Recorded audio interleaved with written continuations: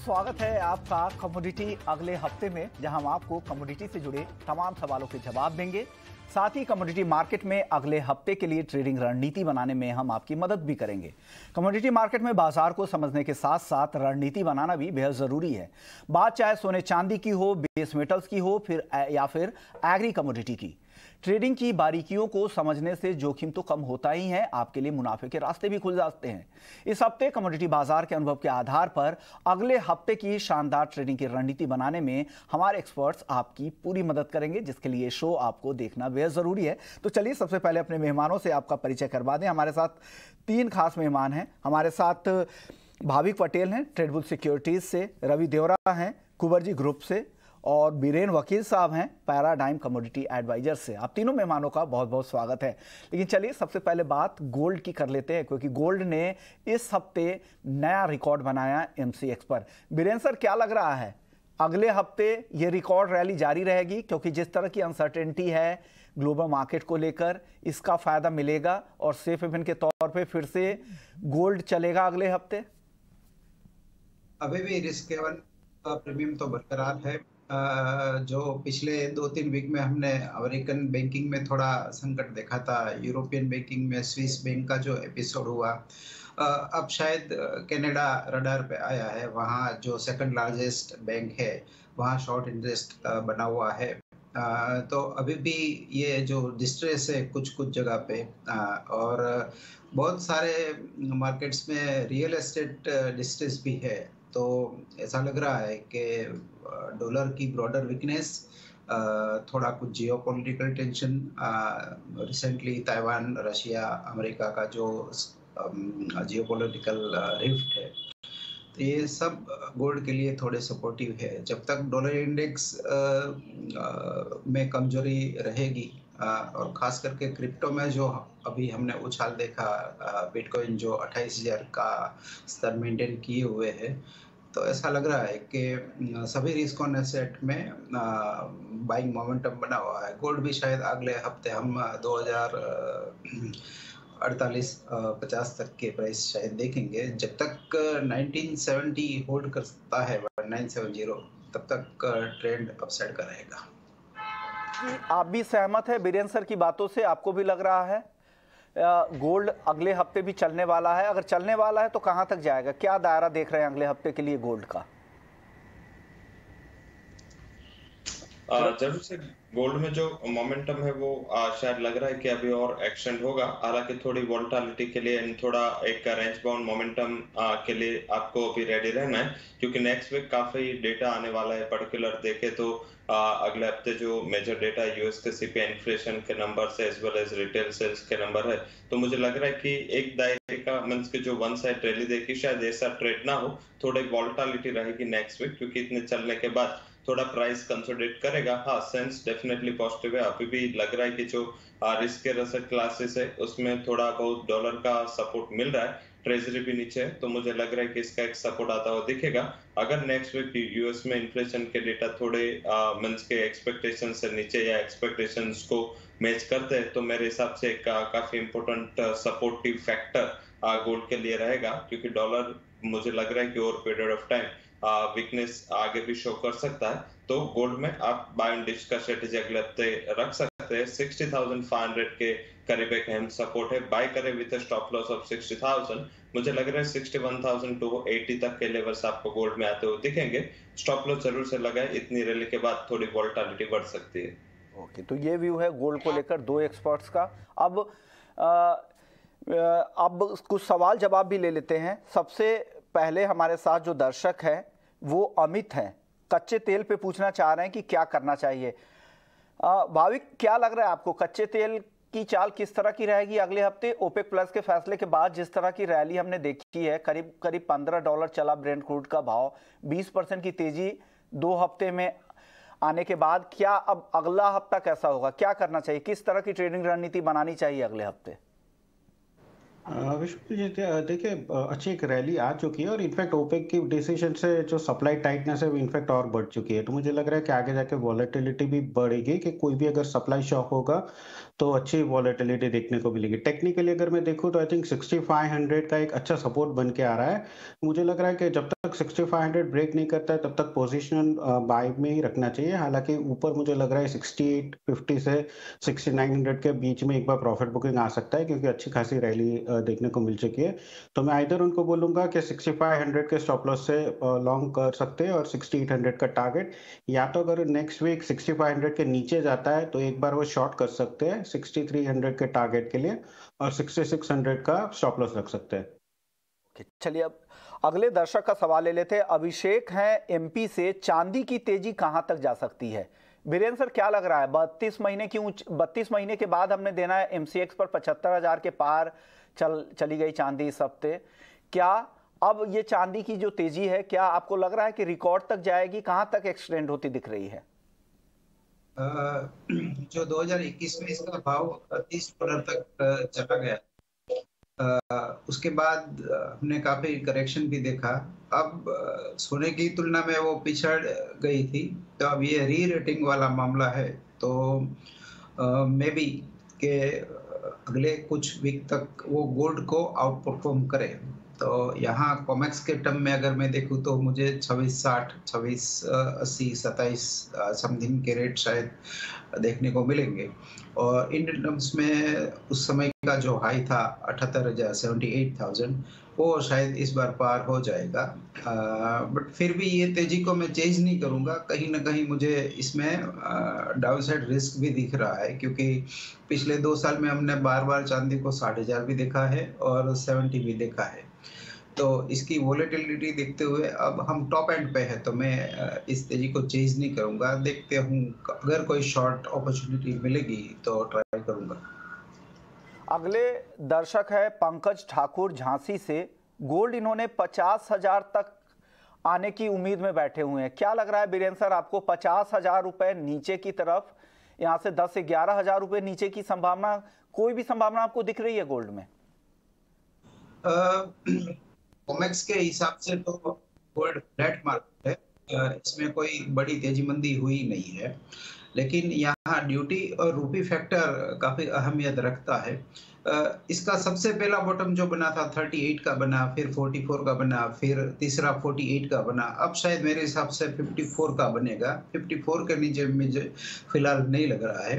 Otherwise सिवा के कोई मेजर डॉलर में तेजी आ जाए या फेड के रेट में कोई बड़ा रिवर्सल आ जाए, बट फिलहाल ऐसा चांस नहीं लग रहा है मुझे कि वो 54 के नीचे जाए। ब्रॉडली स्पीकिंग जो है रेंज, वो 54 से 63 की रहनी चाहिए।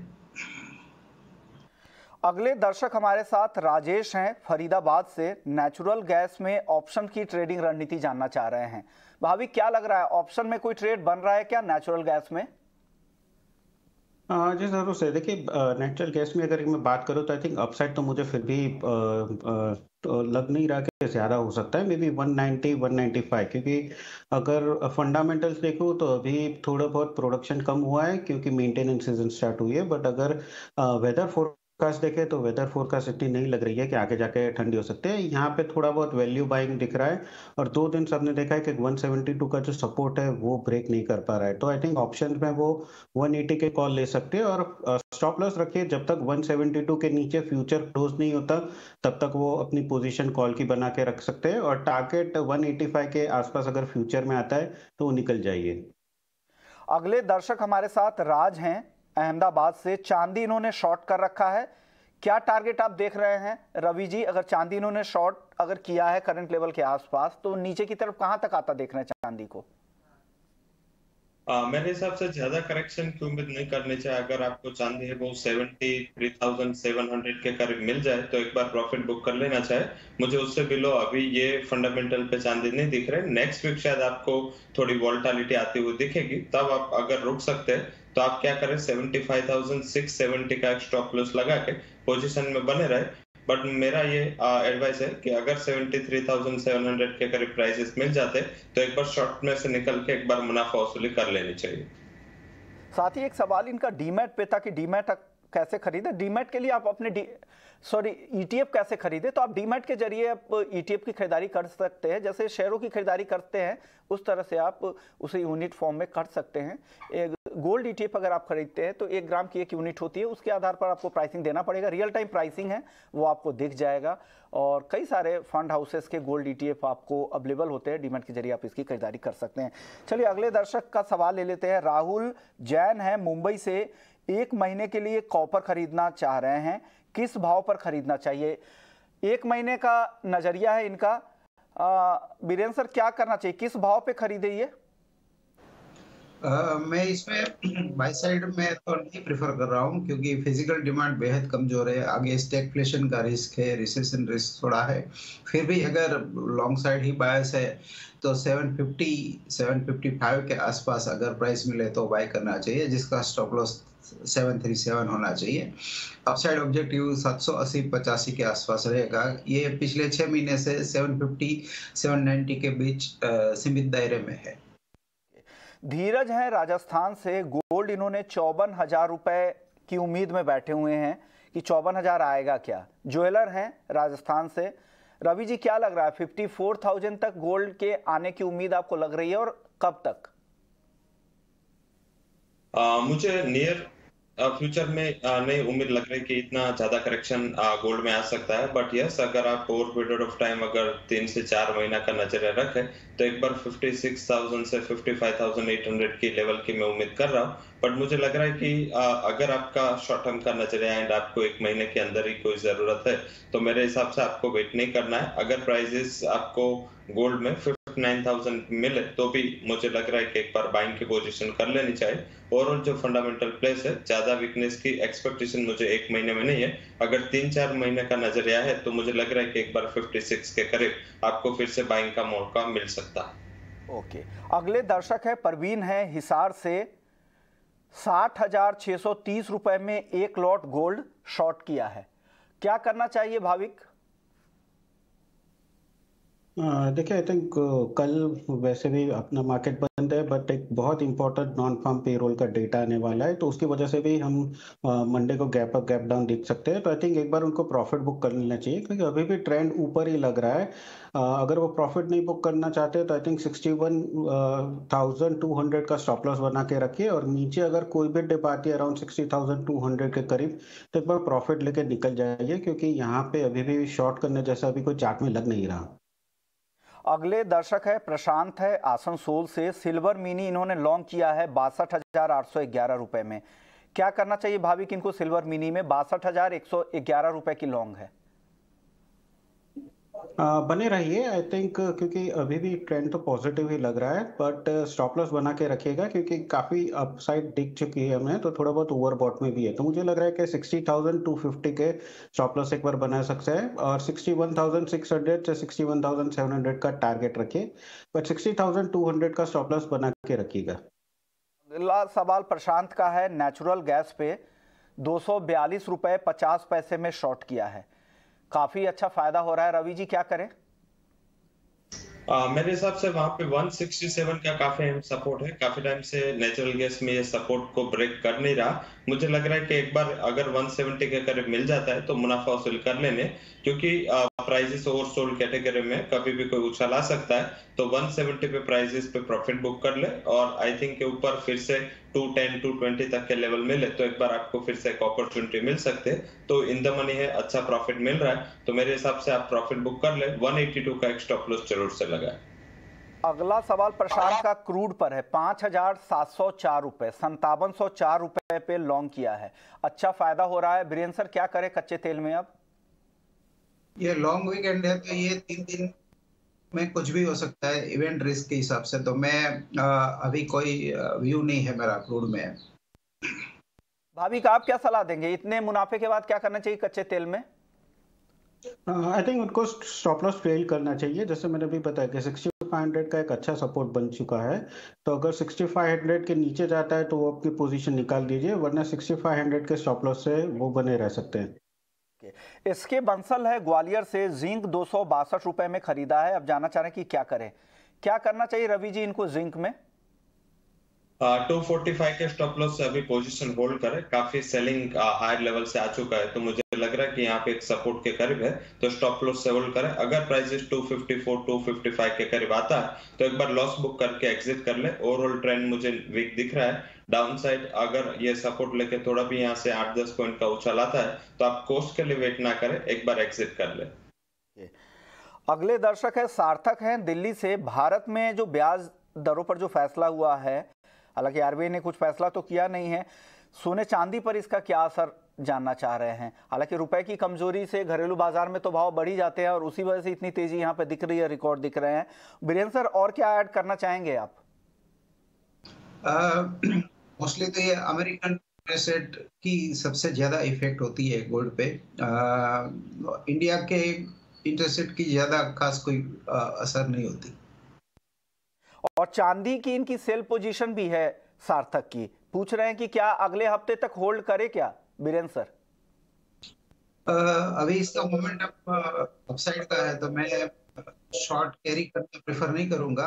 वैसे भी ये लॉन्ग वीकेंड है तो बेटर है कि इवेंट रिस्क कोई ना लेना चाहिए।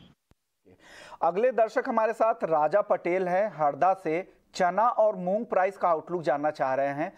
बीरेन सर, क्या लग रहा है, दाल की कीमतों में अचानक से तेजी भी आ गई है और सबसे ज्यादा तुअर को लेकर चिंता है, और जो नए सीजन के अफ्रीकन तुअर हैं वो आने में तो सितंबर तक का वक्त है, अगर सितंबर से पहले आने वाला नहीं है। तो क्या लग रहा है, किस तरह का आउटलुक आप चना और मूंग, क्या इन दोनों के दाम बढ़ेंगे? मूंग के दाम तो हालांकि काफी बढ़े हैं और चने में भी रिकवरी दिख रही है। मूंग करीबन आज हल्का सा गिरावट है, 9,000 से गिर के शायद 2800 था।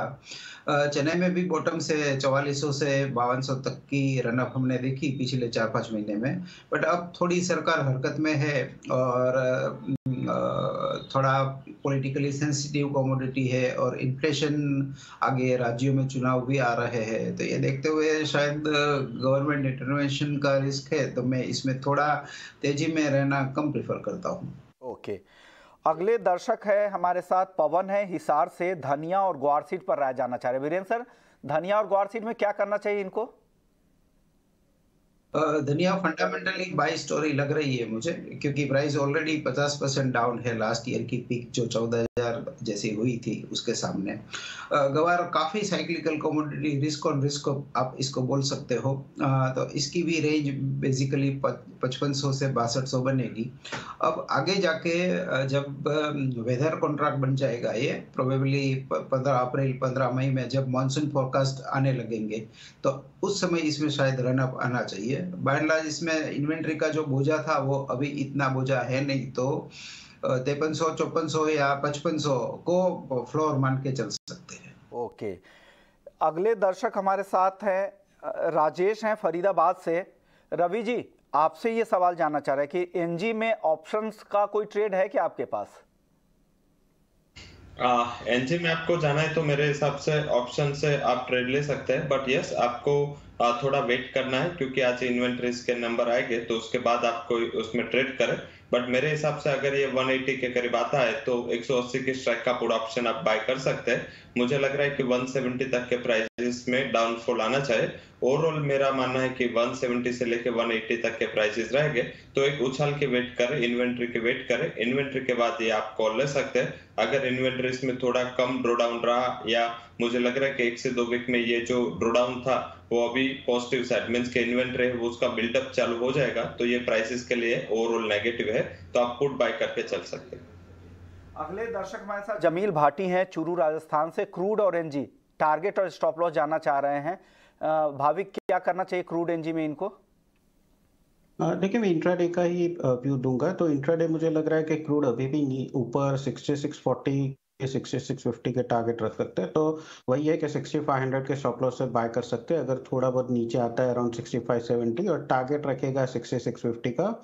और एनजी का भी मुझे लग रहा है कि अगर नीचे थोड़ा 177 के करीब आता है तो बाय कर सकते हैं 182 के टारगेट के लिए, और स्टॉप लॉस रख सकते हैं 172 का। ओके, समीर बुलंदशहर से है। भाविक, ऑप्शन का ट्रेड जाना चाह रहे थे एनजी और क्रूड में, कुछ है क्या आपके पास?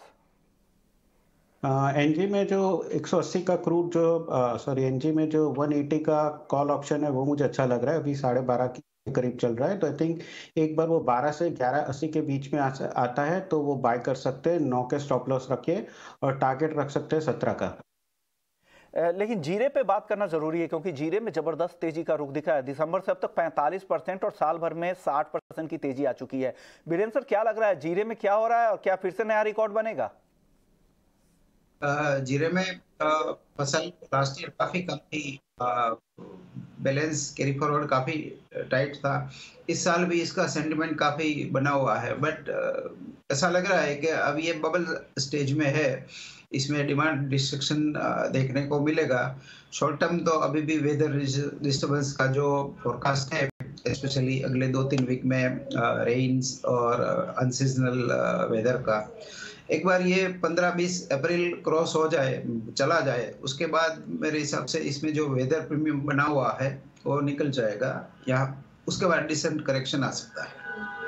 चलिए, जीरे के बाद अब बात कर लेते हैं गेहूं को लेकर। उस पर खाद्य सचिव संजीव चोपड़ा ने क्या कहा है, आइए सुन लेते हैं। हमारा जो कल डिस्कशन हुआ विद द एग्रीकल्चर मिनिस्ट्री, जो उभर के आ रहा है कि थोड़ा बहुत लॉस, नेग्लिजिबल अगर कहें तो लॉस हमारा एक्सपेक्टेड है प्रोडक्शन का फ्रॉम पंजाब एंड हरियाणा, क्योंकि जो बाकी एरिया हैं जहाँ पे इसका मौसम का प्रभाव नहीं हुआ है, जो पिछले 15 दिन में बारिश हुई है, तो वहाँ पे जो टेम्परेचर्स कम रहे हैं पिछले 10-15 दिनों में, और आगे आने वाले दिनों में भी कुछ ज़्यादा टेम्परेचर होने की संभावना नहीं है, more than what is normal, तो वहाँ पे ईल्ड बढ़ने की संभावना है। और जो लेट सोन वैरायटीज़ हैं यूपी में और बिहार में, वहाँ पे भी इसका अच्छा प्रभाव पड़ा है जो लो टेम्परेचर्स रहे हैं। तो ओवरऑल जो हम एंटिसिपेट कर रहे हैं कि प्रोडक्शन जितना हमने एंटिसिपेट किया था 112 मिलियन टन, उसके आसपास ही रहेगी, कोई मेजर शॉर्टफॉल एक्सपेक्टेड नहीं है। और हमारा जो प्रोक्योरमेंट का टारगेट था 342 लाख टन, हमारा जो अनुमान है, कल हमारा डिटेल में हमारी इसकी ऊपर बात हुई, और हमारा ये अनुमान है कि जो 342 लाख टन हमारा टारगेट था, उसको अचीव करने में कुछ खास काम को दिक्कत नहीं होनी चाहिए। तो ये जो कुछ मिसकंसेप्शन है मार्केट में, कई लोगों ने आके मेरे से पूछा है कि बहुत ज़्यादा लॉस हो गया है वीट का और प्रोक्योरमेंट नहीं होगी, प्रोडक्शन बहुत कम हो जाएगी, तो मैं ये बताना चाहूँगा आपके चैनल के माध्यम से कि ऐसा कोई खबर नहीं है। और अगर कोई ऐसा कोई सृष्टि कर रहे हैं कि ऐसा कोई अफवाह, तो उनकी बात ना सुने।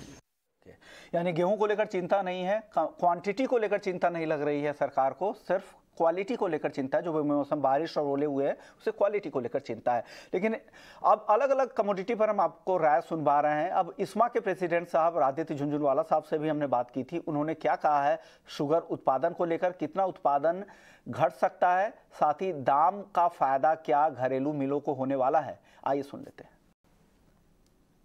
अदर लोगों की रिपोर्ट्स आ रही है, इस्मा की भी रिपोर्ट है, थोड़ा सा हमको भी लगता है कि प्रोडक्शन लेस होगा, थोड़ा सा on lower side because of the Maharashtra. जो महाराष्ट्र में जो हमने पहले अनुमानित किया था उससे थोड़ा सा प्रोडक्शन कम हुआ है, उसको ध्यान में रखते हुए हमने लगता है कि थोड़ा सा प्रोडक्शन ऑल इंडिया कम होगा। जहां तक एथनॉल का डाइवर्जन है, हमको लगता है जैसा हमने पहले भी अपने रिपोर्ट में दिया है कि हमारा 1 मिलियन लास्ट ईयर के मुकाबले में 1 मिलियन एथनॉल का डाइवर्जन ज्यादा होगा। इसको हमको दो तरह से देखना चाहिए। आज भी जो हमारे प्राइजेस हैं लास्ट ईयर के मुकाबले कम है, जबकि एक बार FRP का इंक्रीज गवर्नमेंट के द्वारा किया जा चुका है, उसके बाद भी जो प्राइजेस हैं आज के और उसके बराबर ही है, लास्ट ईयर के मुकाबले में बराबर है। शुरू में प्राइजेस कम थे। जहां तक इंटरनेशनल प्राइस से हमारा रिलेशन है, क्योंकि अभी इस समय भारत एक्सपोर्ट नहीं कर रहा है, तो हमारा बहुत ज्यादा डायरेक्ट रिलेशन नहीं होगा इंटरनेशनल प्राइजेस से। ओके, यानी इंटरनेशनल प्राइसेस जो बढ़ रहे हैं चीनी के करीब 7 साल की ऊंचाई पे है, उसका फायदा यहाँ पर घरेलू मिलों को बहुत ज़्यादा नहीं होने वाला। हालांकि दाम यहाँ पर भी एक्स मिल प्राइसेस में भी तेजी जरूर देखने को मिले और महीने भर में 1500 रुपये प्रति टन तक दाम बढ़ भी चुके हैं। और देखते हैं आगे क्या स्थिति रहती है। कोशिश यही थी इस शो के मकसद से कि ज़्यादा से ज़्यादा कमोडिटी पर आपको राय दिलवाए, आपके मैक्सिमम सवालों को हमने लेने की कोशिश की। जो भी सवाल बच गए हैं उसे अगले हफ्ते हम ज़रूर शामिल करेंगे। शुक्रिया बीरेन्द्र सर आपका, रवि जी आपका, भाविक आपका, आप लोगों ने वक्त निकाला हमारे लिए। कमोडिटी अगले हफ्ते में फिलहाल इतना ही, लेकिन आप बने रहिए हमारे साथ क्योंकि यहाँ खबरों का सिलसिला चलता रहेगा।